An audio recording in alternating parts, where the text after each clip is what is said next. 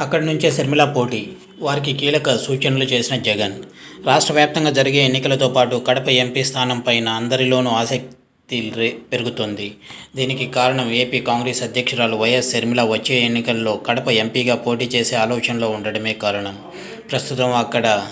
ప్రస్తుతం ఇక్కడ YCP sitting ఎంపీగా వైఎస్ అవినాష్ రెడ్డి ఉన్నారు. అలాగే మాజీ మంత్రి దివంగత నేత వైఎస్ వివేకానందరెడ్డి కుటుంబ సభ్యుల్లో ఒకరు ఇండిపెండెంట్గా పోటీ చేసేందుకు సిద్ధమవుతున్న క్రమంలో కడప ఎంపీ స్థానంపై వైసీపీ అధినేత ఏపీ సీఎం జగన్ ప్రత్యేకంగా ఫోకస్ పెట్టారు.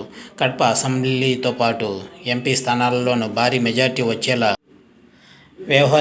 వ్యవహరిస్తున్నారు.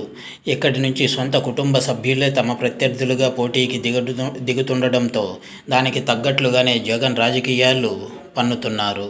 వైఎస్ కుటుంబ సభ్యుల మధ్యనే పోటీ నెలకొనడంతో వైఎస్ అభిమానుల్లో గందరగోళం ఏర్పడకుండా జాగ్రత్తలు పడుతున్నారు. దీనిలో భాగంగానే కడప జిల్లా పార్టీ నేతలతో తాడేపల్లి క్యాంపు కార్యాలయంలో జగన్ ప్రత్యేకంగా భేటీ అయ్యారు.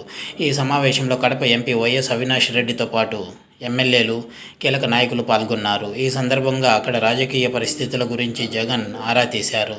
తమ రాజకీయ ప్రత్యర్థులకు ఎక్కడా అవకాశం దొరకకుండా పార్టీ శ్రేణులంతా కలిసికట్టుగా ముందుకు వెళ్లే విధంగా ఏం చేయాలనే దానిపై జగన్ క్లారిటీ ఇచ్చారు.